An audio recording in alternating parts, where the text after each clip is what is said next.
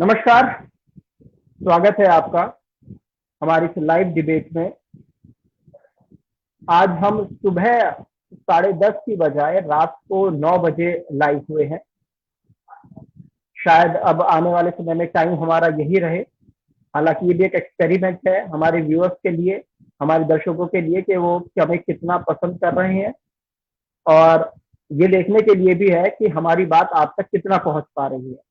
चलिए अब शुरुआत कर रहे हैं, लेकिन सबसे पहले बात कर ली जाए कैप्टन कूल की, यानी महेंद्र सिंह धोनी की। उन्होंने इंटरनेशनल क्रिकेट से संन्यास ले लिया है। कुछ देर पहले ही उन्होंने घोषणा की है अपने सोशल मीडिया अकाउंट से। हालांकि बहुत लोगों ने उनको लेकर ट्वीट किया कि एक महान क्रिकेटर हमने देखा, एक महान कैप्टन हमने देखा, और एक हमने देखा कि भाई मैदान में कैसे अपने आप को शांत रखा जाता है उस तेज तर्रार माहौल में, उस गर्मजोशी के माहौल में। ठीक है, ये भी एक बड़ी खबर हमने आपको दी। लेकिन आज का जो मुद्दा है वो 15 अगस्त है। 15 अगस्त की आज शाम है, लेकिन आज बात करेंगे शिक्षा की बात करेंगे। और आज हमने देश के प्रधानमंत्री नरेंद्र मोदी, उनको हमने 90 मिनट तक भी सुना है आज सुबह, और उन्होंने आत्मनिर्भरता की भी बात की है, शिक्षा की भी बात की है, रोजगार की भी बात की है, और उन शक्तियों की भी बात की है जो हिंदुस्तान को सर्वोपरि बनाते हैं, और उन देशों की भी बात की है जो लगातार आके टेढ़ी करके हिंदुस्तान की तरफ को देखते हैं, वो भारत की तरफ को देखते हैं। लेकिन खैर, हमारा जो मुद्दा है वो आज यूजीसी से जुड़ा हुआ है कि यूजीसी जो है वो लगातार अड़ा हुआ है फाइनल ईयर के एग्जाम कराने के लिए। लेकिन ये कितना पॉसिबल है? हालांकि पूरा मुद्दा जो है, पूरा जो इशू है, ये सुप्रीम कोर्ट में लंबित है, वहां पे सुनवाई चल रही है। 14 अगस्त इसकी सुनवाई हुई है, यानी कल इसकी सुनवाई भी हुई थी, और अब जो नेक्स्ट जो डेट है वो 18 अगस्त की दी गई है। लेकिन यूनिवर्सिटी जो है वो फाइनल ईयर के एग्जाम जो होंगे उनके वो होंगे या नहीं, इस पर अभी भी संशय बरकरार है। ये मामला भी सुप्रीम कोर्ट में तो है ही, लेकिन कोरोना के समय में एग्जाम कराना यूनिवर्सिटी के लिए कितना टेढ़ी खीर साबित होगा, ये जरूर सोचने का विषय है। जो स्टूडेंट की सेहत है, क्या हमें उसको भी दरकिनार करते हुए क्या सिर्फ जो 3 घंटे का जो समय है, क्या वही महत्वपूर्ण है क्या पूरे जीवन के लिए? आज हम इसी पर चर्चा करेंगे। हमारे साथ हमारे कुछ गेस्ट भी हैं, मैं उनका भी परिचय आपसे करवाना चाहता हूँ। हमारे साथ अनुज शुक्ला है, वरिष्ठ पत्रकार है। अनुज जी, आपका बहुत बहुत स्वागत। हमारे साथ गीता गंगोत्री जी भी जुड़ गई हैं। गीता जी, आपका भी बहुत बहुत स्वागत है। आज आपको हमने रात के 9 बजे आपको परेशान किया है। आपकी बेबाकी की जो बोलने का स्टाइल है वो दर्शकों को बहुत पसंद आ रहा है, इसलिए हमने आपको आज रात को शाम को भी हमने आपको डिस्टर्ब किया है। हमारे साथ पीके राघव भी जुड़ेंगे, शायद वो भी कतार में है, वो भी जुड़ेंगे। लेकिन सबसे पहला सवाल गीता जी मेरा आपसे ही है। आप एक सोशल एक्टिविस्ट हैं। अब यूजीसी है वो लगातार अड़ा हुआ है कि भाई फाइनल ईयर के एग्जाम होंगे। अब वो अपने आप को ये भी क्लियर कर चुका है, सुप्रीम कोर्ट ने भी हलफनामा वो दाखिल कर चुका है, जो यूनिवर्सिटी जो गाइडलाइन तैयार होगी वो यूजीसी के अंतर्गत ही होगी। जो गाइडलाइन यूजीसी ने बनाई है यूनिवर्सिटीज के लिए, आपको उन पर अमल करना पड़ेगा। अब अड़ा हुआ है लगातार के एग्जाम करवाए, कोरोना का समय चल रहा है, क्या सेहत के साथ कॉम्प्रोमाइज करना ठीक रहेगा? बहुत ही अहम मुद्दा। एक तरफ हमारा भविष्य और एक तरफ हमारी जिंदगी, हम दोनों में से किसी के साथ भी खिलवाड़ नहीं कर सकते। लेकिन जहां हमें अपने एग्जाम और जिंदगी के बारे में सोचना है, तो सबसे पहले हम अपनी जिंदगी बचाएंगे, मेरा ये मानना है। यूजीसी जिद पे अड़ा है कि वो करा के रहेगा, उसकी नाक नहीं कटनी चाहिए। सुप्रीम कोर्ट है टाले जा रहा है 6 अगस्त, 8 अगस्त, जुलाई से लेके अगस्त, और अगला जो देखेंगे अंशुल जी कि अगली जो सुप्रीम कोर्ट की जो तारीख है वो 18 अगस्त को है। यूजीसी अड़ा हुआ है लगातार। वो सितंबर के महीने में हमें एग्जाम कराने हैं, तो अगस्त के लास्ट में या सितंबर के शुरुआत में। बिल्कुल जी 30 सितंबर तक वो चाहता है कि सारे एग्जाम जो है वो हो जाए। और सबसे आश्चर्य की बात है कि जो यहाँ पे हमारे पास जो 755 विश्वविद्यालय हैं पूरे देश में, उसमें से 366 जो विश्वविद्यालय हैं, उन्होंने तो जो ये यूजीसी की जो संशोधित जो गाइडलाइन है, दिशा निर्देशित जो किया है उसने, उस पे वो तैयारी भी कर चुके हैं। तो अभी देखिए जो बात है कि इनको क्या मतलब, हम बता दें कि 40% ऐसे, अब अगर ये एग्जाम होंगे, फिर स्कूल भी खुलने की बात आ रही है बच्चों की, तो हम देख रहे हैं कि एग्जाम में आप देखेंगे कि सोशल डिस्टेंसिंग का कोई मतलब नहीं रह जाएगा। अभी अभी हमने यूपी में जो बीएड के जो एग्जाम हुए हैं, कुछ लोगों से जो बात हो रही थी, तो उन्होंने बोला कि अरे दी सोशल डिस्टेंसिंग क्या है, बस एक खाना पूर्ति होती है। तो हम खाना पूर्ति से जिंदगी नहीं बचा सकते। या तो जो सरकार जो है, कहीं ना कहीं देखिए ये केंद्र का मसला है। सुप्रीम कोर्ट बार बार टाले जा रहे। अब समझिए कि 18 अगस्त को अगला तारीख है और 17 अगस्त से एग्जाम स्टार्ट है। तो कुछ ये राज्य सरकार की बात है, केंद्र सरकार की बात है, यूजीसी की बात है। अरे सबसे पहले बात तो सेहत की है ना। बिल्कुल बिल्कुल बिल्कुल है। पहला जो अभी जो बचाना है वो जीवन ही तो बचाने हैं, वरना क्यों ये फिर लॉकडाउन क्यों किया था?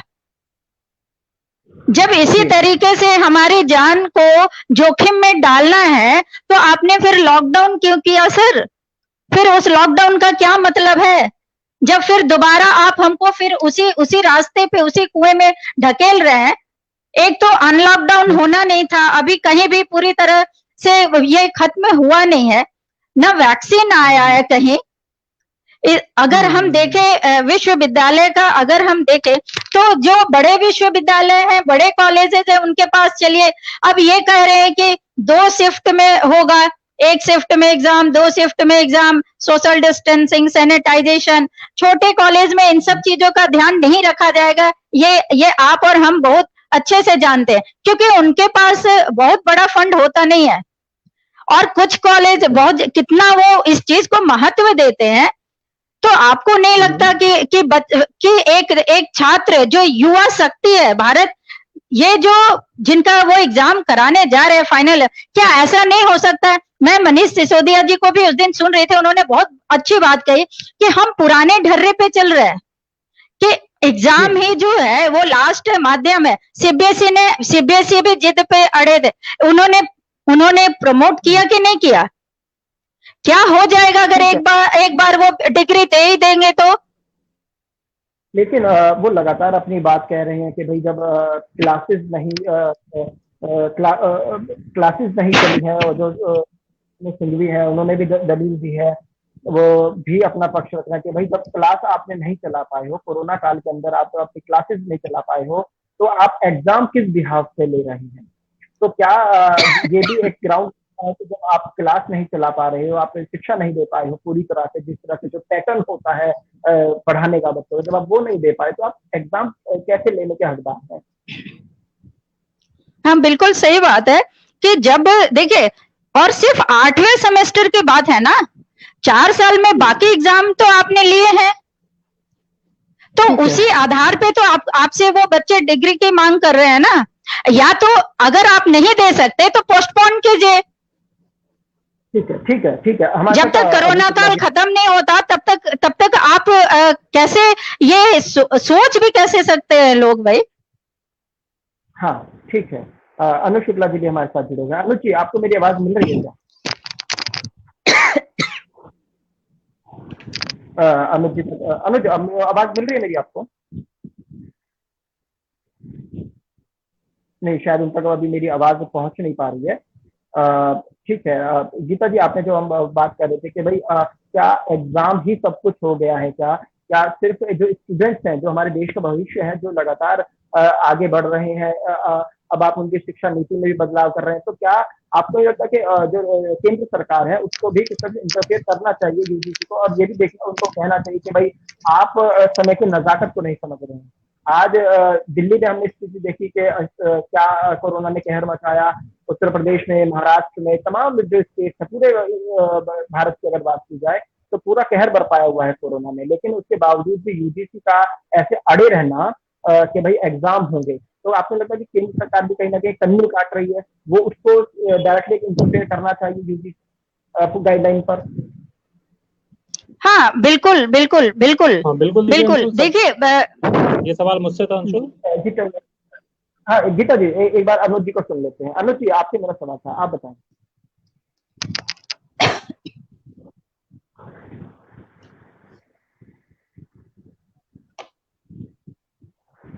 अनुज, मेरी आवाज मिल रही है ना आपको?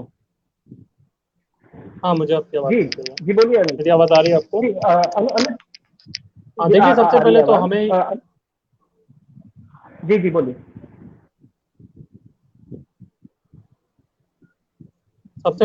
ये समझना होगा कि चीज से तमाम की सुनवाई हो रही है, अपोनेंट्स की तरफ से हम कह हम्म सकते हैं कि अभिषेक मनु सिंह तावर वकील पैरवी कर रहे हैं। लेकिन एक बात और यहाँ पर नोटिस करनी चाहिए कि यूजीसी के अंडर में मुझे ठीक ठाक जानकारी करीब 750 यूनिवर्सिटी, इसमें से 360 जी, लगभग। यूनिवर्सिटी, यहाँ करीब करीब आधी यूनिवर्सिटी यूजीसी के पैटर्न पर पहले से ही फाइनल ईयर के एग्जाम कराने को तैयार है। तो अच्छा, दूसरी बात महत्वपूर्ण ये है कि यूजीसी का तर्क ये है कि आप शिक्षा के आप जीवन के अधिकार की तो बात कर रहे हैं, आप एनडीए में एक्ट जो हर जिले में लागू हुआ है उसकी बात तो सुप्रीम कोर्ट में रख रहे हैं, लेकिन शिक्षा के अधिकार की बात क्यों नहीं कर रहे? सवाल ये है, एक मैं इसका उदाहरण दूंगा अंशुल। जब मुलायम सिंह की सरकार थी यूपी में, तो सेल्फ सेंटर कर दिया था मुलायम सिंह ने। जब सेल्फ सेंटर में जब बोर्ड एग्जाम्स हुए तो वो ईयर में टैग लग गया। जब बच्चा 4 साल पोस्ट ग्रेजुएशन करने के बाद भी जब जॉब करने जाता था तो मार्कशीट देख के कहते थे अच्छा सेल्फ सेंटर में पास हुए हो, मतलब ये इमेज बन गई थी। तो उस इमेज से बचने के लिए कि अगले युवाओं को जब नौकरी में ये कहा जाए अच्छा लॉकडाउन पीरियड में पास हुए हो, इस टैग से बचाने के लिए मुझे लगता है कि इसी तरह की परेशानियों से बचाने के लिए यूजीसी ने फैसला लिया है। और आप जरा सोचिए कि जब यूनिवर्सिटी, ठीक है अनुज जी, ठीक है, आप कह रहे हैं, आपने बहुत अच्छी बात की कि हो सकता है कि सोशल डिस्टेंसिंग के साथ फाइनल ईयर के एग्जाम नहीं कराए जा सकते, केस खुलने से या केवल एग्जाम होने से ही। मुझे बात पूरी करनी दीजिए प्लीज। क्या स्कूल क्या माफ करिए, क्या एग्जाम केवल होने से ही सब कुछ समस्याएं आ रही हैं? मार्केट खुले हुए हैं, जिम खुले हुए हैं, तमाम और सुविधाएं खुली हुई हैं, ट्रांसपोर्टेशन एक एक करके खोला जा रहा है। तो मुझे लगता है कि सोशल डिस्टेंसिंग के साथ यूजीसी अपनी जगह पर सही है। हालांकि हम सबको 17 अगस्त को जो अगली सुनवाई होने वाली है सुप्रीम कोर्ट में, उसका भी इंतजार करना चाहिए, क्योंकि अंतिम निर्णय सुप्रीम कोर्ट का होगा। लेकिन आई थिंक 18 अगस्त को अंजुल जी देखेंगे तो दोनों पक्ष कहीं ना कहीं सही नजर आते। ठीक है। हाँ अनुज जी, ठीक है, वो 18 अगस्त डेट सुप्रीम कोर्ट में, लेकिन वही चीज मैं आपसे सवाल करना चाह रहा था कि भाई ठीक है, आप उस टैग से उनको बचाना चाहते हैं, लेकिन आप जो अब जो नई शिक्षा नीति की हम बात कर रहे हैं उसमें भी एक टैग हटाने की बात की गई है कि भाई हम पहले देखते थे भाई आर्ट साइड का पढ़ा हुआ, कॉमर्स साइड का पढ़ा हुआ, तो आर्ट साइड वालों को थोड़ा हीन भावना से देखा जाता था। ये हमने आपने और हमने बहुत बेहतर तरीके से देखा हुआ, लेकिन जिसने साइंस साइड से पढ़ी है, कॉमर्स से पढ़ा हुआ है बच्चा, तो आपको कहते बड़ा बड़ा होनहार है भाई, हमने साइंस साइड से पढ़ा है बच्चे को, वो भी एक टैग था। अब उसमें भी जब बदलाव किया जा रहा है, उसमें भी एक नई एक शिक्षा नीति आई है, बहुत साल बाद वो शिक्षा नीति आई है, बहुत सालों से इस पर काम चल रहा था। तो क्या आपको लगता है कि अब ये कोरोना काल जो चल रहा है, क्या इसमें भी यूजीसी की गाइडलाइन उसके थोड़ा केंद्र सरकार को एक बार नजर मार लेनी चाहिए और यूजीसी को भी थोड़ा फ्लेक्सिबल हो जाना चाहिए, क्योंकि जान की कीमत ज्यादा होती है उस 3 घंटे के एग्जाम।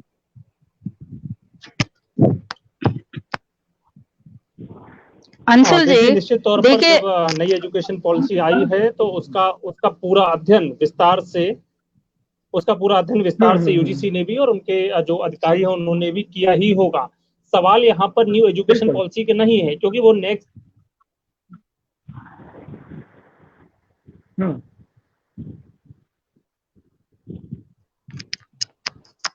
अंशुल जी शायद आपके इंटरनेट के सिग्नल बहुत वीक चल रहे हैं, आप डिजिटल इंडिया के थ्रू आप मुझे लगता है कि दोबारा एक बार कनेक्ट होने की कोशिश कीजिए। और यही लोग अंशुल जी, यही लोग अभी समर्थन भी कर रहे हैं एग्जाम के। हाँ। आपको एक चीज मैं बता दूं कि जो बच्चे एग्जाम दे रहे हैं, पूरा आंसर लिखने के बाद जब वो आंसर से अपलोड करते हैं तो अपलोड नहीं हो रहा है, टाइम ओवर हो जाता है, उनका बीपी बढ़ रहा है। हाँ, आप क्या दे रहे हैं? हमें बीमारी दे रहे हैं। हम युवा शक्ति को, युवा पीढ़ी को, जो देश की सबसे बड़ी ताकत है, उसके बारे में नहीं सोच रही सरकार। हाँ, नहीं ठीक और है। 16 लाख, देखिए नेट की बात करें, जेई की बात करें, तो एक एग्जाम में 16 लाख, एक में 13 लाख, इतने बड़े संख्या को मैनेज करना, और वो भी कोरोना काल में। आप सोचिए कि अगर हम नोटबुक भी, जो आंसर शीट है, उसको जमा करना होता है, उसको कैसे रखेंगे? गार्ड होगा और भी कई सारे लोग होंगे, सबके लिए इतने सहूलियत नहीं है इस एग्जाम को कराने में। यूजीसी तो करके अपने सर से बोझ, जिस तरह देखे, जैसे 2 तरह की शादियां होती है ना, एक होती है कि बोझ उतार दिया गया, और एक होती है कि उसको अपने बहुत अच्छे से प्यार से किया। तो यूजीसी नहीं लगता कि वो अपना बोझ उतार रही है? तो जी पहले एक बार पढ़ाई हो जाए, लिखाई हो जाए, उसके बाद शादी पे भी आएंगे ना। ठीक है, अनुज जी दोबारा जुड़ गए हैं। नहीं, बात शादी की नहीं है, बात यहाँ एग्जाम्पल उदाहरण दिया जा रहा है। आप अपनी जिम्मेवारी निकाल के, चाहे हम मरे, स्टूडेंट का कुछ भी हो, उससे तो आपको नहीं लेना। अगर लेना होता तो ये हम दोनों को दोषी ठहरा रहे हैं, जिसपे सुप्रीम कोर्ट, जिसपे पूरे देश की जिम्मेवारी है। देखिए, हम केंद्र सरकार से भी ऊपर अगर किसी को माना जा रहा है तो सर्वोच्च न्यायालय है। वो भी तो गूंगी और बहरी बनी बैठी है, तारीख पे तारीख, तारीख पे तारीख, तारीख पे तारीख। नहीं, वो ठीक है, एक प्रोसीजर होता है, उसके थ्रू काम करिए। अनुज जी की बात अधूरी रह गई थी, अनुज जी दोबारा जुड़ गए हैं। इनके सिग्नल में शायद कोई इशू था, टेक्निकल इशू था। और अनुज जी दोबारा जुड़े। अनुज जी, जैसे आपने पहले बात की कि भाई एक टैग ना लगे बच्चों के ऊपर कि भाई आपने तो एक आसानी से पास आउट हो गए थे, आप तो कोरोना काल में आपने एग्जाम दिया आपको, ठीक है। लेकिन अब आप ये मुझे एक चीज क्लियर कीजिए कि ऐसे तो आपको क्या लगता है कि एग्जाम अगर दिलवाए जाते हैं, तो आपको लगता है कि जैसे उत्तर प्रदेश में हमने देखा है बीएड के एग्जाम हुए थे, वहां पर गाइडलाइन भी जारी की गई थी बच्चों के लिए कि आप सैनिटाइजर लेके आएंगे, आप मास्क पहन कर आएंगे, आप एक सोशल डिस्टेंसिंग के साथ एंट्री करेंगे स्कूल के अंदर जहाँ पे आपका एग्जाम सेंटर है। तो क्या आपको लगता है जब पूरे हिंदुस्तान में एग्जाम होंगे बच्चों के, और मतलब आपको लगता है कि जो कोरोना की है उसकी इंसल्ट नहीं करेंगे वो बच्चे जब एग्जाम देने निकलेंगे, जैसे हमने अब यूपी के अंदर देखा? तो आपको लगता है कि भाई ठीक है, यूजीसी हो सकता है ठीक अपनी बात पे कह रहा, वो भी आगे की बहुत लंबी सोच के बात कह रहा हो, लेकिन क्या आपको लगता है कि एक कोरोना के समय में आपको लगता है कि सारी चीजें मैनेज हो पाएंगी? सोशल डिस्टेंसिंग भी है, मास्क भी है, सैनिटाइजर भी है।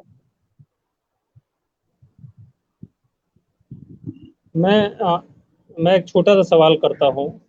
हम लोग जरूरत पड़ने पर, हालांकि अब घर से कम निकलना होता है, लेकिन जरूरत पड़ने पर जब मार्केट जाते हैं, आप किसी भी बाजार में चले जाइए, क्या बाजार में जाकर महसूस होता है कि कोरोना ऐसी भी कोई चीज है? क्या सोशल डिस्टेंसिंग का सब पालन कर रहे हैं? सैनिटाइजर सब अपनी पॉकेट में रखकर चल रहे हैं? हम अपने ऊपर बदलाव नहीं करना चाहते, लेकिन जब सरकारी व्यवस्था की बात आती है तो हमें सब कुछ बिल्कुल चाक चौबंद चाहिए, बिल्कुल फिट चाहिए।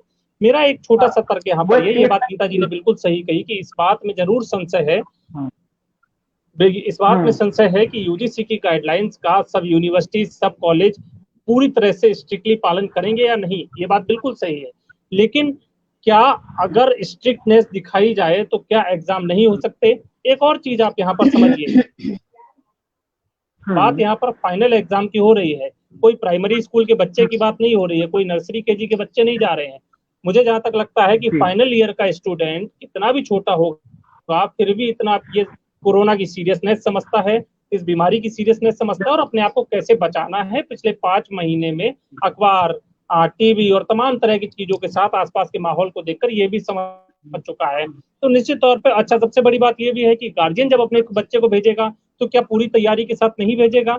रही बात जो अब एक चीज और मैं अंशुल सुनिए अनुज शुक्ला जी को यहीं पे इंटरप्ट करना चाहूंगे। होते हैं लास्ट एक बार सुन ले पूरा, फिर मैं भी इंटरप्ट करूंगा, फिर आप भी। लास्ट जो एग्जाम होते हैं उनके बेस पर सुनिए, पहले मेरी लास्ट जो एग्जाम अभी है, अभी ये जो सवाल राम का मंदिर सफल में उत्तर आ रहा है। शिलान्यास लेकिन जो अपने हुआ था, स्टूडेंट लाइफ को राम याद मंदिर करिए, का जो अपने शिलान्यास हुआ स्टूडेंट था, लाइफ को याद वहां पे करिए। मोदी जी थे और उनके क्या वो लोग बच्चे हैं क्या? कैसे संक्रमित हो गए? कैसे ठीक है, संक्रमित हो गए बच्चे? राम मंदिर का जो अभी न्यूज है, जो वहां के महंत हैं, क्या वो दूसरा पार्ट है वो। ये संकट अभी जो हम कब बात कर रहे कहाँ किसके जरिए आ जा रहा है? हर कोई एहतियात बरत रहा है 5 महीने से, फिर भी ये लगातार बढ़ रहा है कि नहीं बढ़ रहा है? बताइए आप। ठीक है, तो ये कह देना कि सारे वयस्क हैं, समझदार है, और 5 महीना में हम बहुत हैबिचुअल हो गए हैं मास्क और सैनिटाइजेशन जैसे वर्ड का अपने आप को बचाने का। लेकिन कहाँ से कब छोटी सी भी गलती, एक भी अगर स्टूडेंट ऐसा संक्रमित वहां पहुंचता है तो वो कितने लोगों को वो संक्रमण फैला सकता है। और एक दिन का एग्जाम नहीं है, 6 सितंबर से लेकर 30 सितंबर तक चलने वाला है, पूरे महीने तक चलेगा। आप क्या गारंटी लेते हैं कि कोई बच्चा संक्रमित नहीं होगा और संक्रमण का कोई केस नहीं होगा? अगर कोई कॉलेज, कोई यूनिवर्सिटी लेती है तो वो एग्जाम करा सकती है, उसको पूरा अधिकार है कराने का। मैं एक बार अनुज जी से थोड़ा बात कर लूं, क्योंकि मेरे पास भी कुछ एक डाटा है, उसको भी थोड़ा मैं रिसर्च करके आया हूं, तो थोड़ा सा बात कर लूं मैं उनसे। ठीक है अनुज जी, जैसे आपने बात की, मैं उससे बिल्कुल वाकिफ हूँ और तारुफ करता हूँ कि इससे कि भाई आपने जो कहा वो अच्छा है कि टैग ना लग जाए बच्चों पे भी। और दूसरी चीज कि भाई हम जब बाहर निकलते हैं तो हम सोचते हैं यार क्या कोरोना, क्या कोविड-19, और अपना हम सोशल डिस्टेंसिंग का पालन उतने अच्छे से नहीं कर पाते जितना करना चाहिए। ठीक है, वो उस चीज से मैं मतलब रखता हूँ, मैं सरोकार करता हूँ उस चीज से। लेकिन जो यूजीसी है उसने भी जो विश्वविद्यालय है, जो यूनिवर्सिटीज है, उसको भी निर्देश दिया है कि भाई सितंबर में जो जो टर्म एंड के जो एग्जाम होने हैं, अगर उसमें कोई स्टूडेंट उपस्थित नहीं होते हैं तो उसके लिए भी विशेष परीक्षा का आयोजन कराया जाए। लेकिन उसके लिए यूनिवर्सिटीज की अनुमति होना और आयोग के बीच में एक समन्वय स्थापित होना जरूरी होगा। तो उन्होंने यूजीसी ने भी एक कहीं ना कहीं एक पॉइंट छोड़ा है स्टूडेंट्स के लिए भी। उन स्टूडेंट्स के लिए भी हो सकता है कोई कोरोना संक्रमित हो, वो एग्जाम ना दे पाए, हो सकता है किसी के अंदर लक्षण हो सकता है कोई क्वारंटाइन हो, क्योंकि क्वारंटाइन पीरियड भी 14 से 15 दिन का होता है लगभग। और अभी जो स्टडी एक निकल कर आ रही है, उसमें एक स्टडी और भी आ रही है कि भाई आप अगर कोरोना पॉजिटिव हो और आपने क्वारंटाइन होने के बाद आप 15 दिन के बाद अगर नेगेटिव आपकी रिपोर्ट आती, तो ऐसा नहीं है कि दोबारा कोरोना नहीं होगा। कुछ लोग दिल्ली में भी ऐसे निकल कर आए हैं कि इनको दोबारा पॉजिटिव रिपोर्ट आई है। तो ठीक है, लेकिन उन्होंने भी तो एक यूजीसी ने भी तो एक पॉइंट छोड़ा है ना स्टूडेंट्स के लिए भी। अंशुल जी बिल्कुल, अंशुल जी देखिए, सिर्फ कर लूँ ना मैं? गीता जी प्लीज, मैं आऊंगा आपके पास। अगर बोलूं, अगर परमिशन हो तो मैं कुछ बोलूं। जी जी, मैं आपकी मदद। अंशुल, सबसे पहले मैं ये बोलना चाहूंगा, गीता जी बार बार इंटरप्ट कर रही हैं। मेरा सीधा सीधा सवाल ये है कि क्या वैकल्पिक व्यवस्था फाइनल एग्जाम की नहीं हो सकती? क्या ऑनलाइन रैलियां कंडक्ट की जा सकती हैं, एग्जाम नहीं कराया जा सकता? क्या 148 करोड़ की एलईडी खरीद सकते हैं पॉलिटिकल रैली करने के लिए? क्या उसी तरह की कोई व्यवस्था नहीं हो सकती? क्या यूजीसी गाइडलाइन जारी नहीं कर सकती कि जब आप कोविड नेगेटिव रिपोर्ट लाइए उसके बाद एग्जाम दीजिए? उसके बाद भी क्या जब एक यूनिवर्सिटी बहुत बड़ी चीज होती है, एक कॉलेज अगर एक साथ 1000 बच्चों के एग्जाम करा सकता है, तो क्या फाइनल ईयर के 200 बच्चों के एग्जाम सोशल डिस्टेंसिंग के साथ नहीं कराए जा सकते? क्या 2 गज की दूरी मास्क के साथ मेंटेन नहीं हो सकती? ये तमाम व्यवस्थाएं हैं। आप जो राज्य सरकारों ने अलग अलग जो फैसले लिए हैं उन पर आप नजर डालेंगे तो उसमें साफ तौर पे जो पास कर दिए गए हैं घर बैठे बच्चे, उसमें भी ये कहा गया है कि अगर किसी बच्चे को ऑब्जेक्शन हो तो वो एग्जाम दे सकता है। एक क्लॉज उसमें छोड़ा गया है। तो क्या बच्चे के भविष्य के साथ खिलवाड़ करेंगे? हम जीवन के अधिकार की बात करें तो क्या अधिकारों की बात अगर की जाए तो शिक्षा का अधिकार हमें नहीं है? तमाम ऐसे सवाल हैं। इन सब सवाल तो तय तो हमें करना है कि हमें डिग्री चाहिए जान दे के। अगर यूनिवर्सिटी, अगर हम डिग्री चाहिए, यूजीसी तो अड़ी हुई है कि एग्जाम देना ही देना है भैया। तो हम अब स्टूडेंट को तय करना होगा कि क्या वो एग्जाम देगा या 1 साल अपना बर्बाद करेगा। या तो ठीक स्टूडेंट है तय ये करेगा ना अब कि जब यूजीसी भी कुछ नहीं करे, यूजीसी जिद पे अड़ी है, सुप्रीम कोर्ट कुछ बोल नहीं रहा है, तो यहाँ पे माफ स्टूडेंट करिए, अब तय करेंगे माफ कि करिए भाई उनको जान गीता देना जी, है माफ क्या। करिए। 90% स्टूडेंट हम्म, 90% स्टूडेंट दोबारा फीस हम्म, देने की हालत। हाँ ये भी एक बहुत बड़ा कर आता है कि भाई फीस क्या दोबारा उनसे ली जाएगी समझना क्या बहुत अनुज। मुश्किल। एक साल बर्बाद होगा बच्चों का, गरीब बच्चे हैं जो फाइनल ईयर के बाद माँ बाप उम्मीद लगाए बैठे हैं कि मेरे बच्चे कुछ कमाएंगे जाकर। हम्म। मार्केट पहले से ही खराब है। आप ये कहिए ना कि घर बैठे पास कर दीजिए, आप विद कॉपी एग्जाम करा दीजिए, ये सब तो समझ में आता है। तो लेकिन अगर तो यही यूजीसी चीज तो एग्जाम ही ये कंडक्ट चीज ना तो क्या कराए, कहा जा रहा है, तो वो बच्चों कहा को नकारा जिद साबित पे कर दे, अड़े है ना। बच्चों को नकारा साबित नहीं कर देगा, बच्चों को नकारा साबित अब कर आप देंगे। आप अपनी स्टूडेंट लाइफ याद करिए। फाइनल फाइनल एग्जाम में तैयारी अलग तरह की होती है, और प्री एग्जाम जो होते हैं बिल्कुल उसमें अलग तरह की तैयारी होती है। यूनिट टेस्ट में बच्चा फाइनल की बिल्कुल तरह तैयारी नहीं करता है। तो आप किस बेस हाँ पर आप इस बात की पैरवी कर रहे हैं कि जो लास्ट एग्जाम हुए उसके बेस पे फाइनल का पास कर दीजिए। जिस बच्चे की कैपेबिलिटी 85% लाने की है, उस बच्चे के प्री में या यूनिट टेस्ट में 48% आते हैं। हम सब भी स्टूडेंट लाइफ से गुजरे हुए हैं। हाँ तो यूजीसी अगर बच्चों की बात कर रहा है तो उसमें गलत क्या कर रहा है? बस हाँ, शर्त यही है कि गाइडलाइंस का पूरी तरह से पालन होना चाहिए। किसी भी बच्चे को परेशानी में ना आए, सुनिए इस बात का ध्यान रखना चाहिए। ये यूनिवर्सिटीज को भी अनुज ध्यान रखना चाहिए, अनुज कॉलेज को अनुज भी ध्यान जी रखना चाहिए। सुनिए लेकिन सुनिए सुनिए सुनिए सिरे से हाँ नकार हाँ देना हाँ मुझे हाँ समझ नहीं आता जी। हाँ हाँ जी जी जी जी गीता जी अब आप बोलिए। अनुज जी जो बोल रहे हैं कि उनके भविष्य का सवाल है, तो क्या जिंदगी क्या भविष्य के अंतर्गत नहीं आता है क्या? मर के फिर जिंदा होके कोई आया जिंदगी तो है क्या?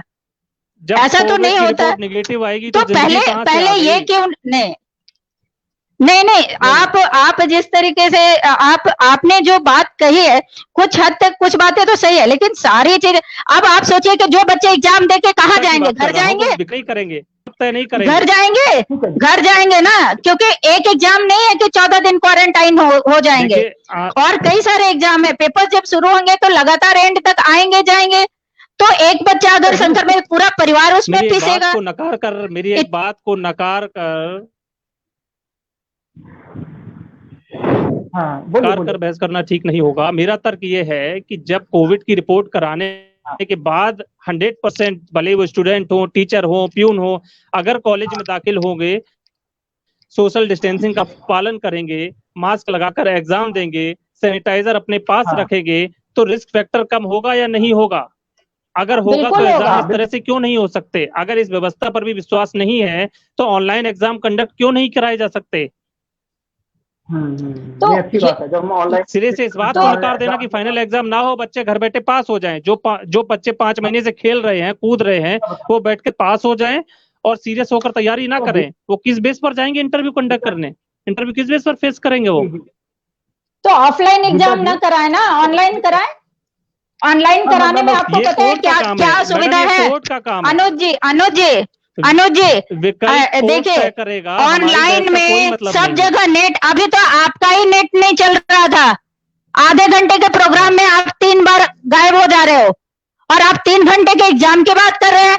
आंसर पढ़ाई लिखने बंद के कराइए। बाद भी आंसर सेट, पहले मेरी बात सुनिए, आंसर पूरा करने के बाद भी 89% और 95%, 99% और 100% लाने वाले बच्चे भी, अगर उनका आंसर सेट अपलोड नहीं होगा, टाइम ओवर हो जाएगा, तो उनके काउंटिंग नहीं होगी। ये भी पता होना चाहिए। टाइम भी तो, टाइम का भी तो कोई लिमिटेशन होना चाहिए। सिस्टम पर ही सवाल उठा दिया। नहीं, ऑनलाइन सवाल सिस्टम पे नहीं उठाया है। तो ऑनलाइन सवाल हमको भी पता है कि नेट बच्चे को नहीं। ठीक है देखो सुनिए मैं आप दोनों को कराइए ना, फिर ऑनलाइन पढ़ाई बंद करा दीजिए। नेट का इशू तो सबको पता है। हाँ नेट का इशू हमारे साथ भी कभी भी हो सकता है, तो इसलिए फाइनल आप कमेंट दे दीजिए। अनुज मैं आपसे फाइनल कमेंट आपसे करता हूँ कि क्या आपको लगता है कि कोरोना के समय पे जो यूजीसी की जो जिद है, क्या आपको लगता है कि स्टूडेंट को आने वाले समय में उसका कुछ फायदा होगा? देखिए अंशुल, सवाल यूजीसी की जिद का नहीं है, या मैं यूजीसी की कोई पैरवी नहीं कर रहा हूँ। सवाल केवल इतना है कि विकल्प सुप्रीम कोर्ट को तय करना है, होगा या नहीं होगा ये सुप्रीम कोर्ट को तय करना है। लेकिन इतना जरूर है कि अगर पूरी WHO की गाइडलाइंस को पालन करते हुए अगर एग्जाम होंगे तो बच्चों के भविष्य के साथ मुझे कम से कम लगता है कि बेहतर होगा। लेकिन ठीक ठीक है। हाँ, WHO तो स्कूल भी ओपन करने के लिए मना कर रहे हैं। WHO तो स्कूल भी ओपन करने को मना कर रहे हैं, लेकिन वो भी बोल रहे हैं अगस्त से सारे स्कूल भी ओपन हो जाएंगे। तो क्या कर सकते हैं हम? भाई सरकार है, जो करेगी निर्णय लेगी। मैडम, ज्यादा बेहतर होगा एक PIL सुप्रीम कोर्ट में आप भी लगाइए, सुनवाई चल ही रही है। एक याचिका आप भी लगाइए, मैं आपको बता दूं, सुनवाई चल रही है। सरकार ने क्लियर कर दिया, दिल्ली सरकार ने भी आज क्लियर कर दिया कि जब तक कोरोना का समय अनुकूल नहीं होगा दिल्ली की जनता के लिए, तब तक स्कूल नहीं खुले जाएंगे। दिल्ली सरकार ने भी क्लियर कर दिया, ये स्कूल का मामला है। लेकिन हम बात करें यूजीसी के मामले में, ठीक है, आप दोनों लोगों ने बहुत समय निकाला, आपके दोनों का ही बहुत बहुत शुक्रिया। गीता जी, आपका बहुत बहुत शुक्रिया, आपने समय निकाला हमारे लिए। अनुज जी, आपका बहुत बहुत शुक्रिया, आपने इस अहम मुद्दे पर हमसे बातचीत की।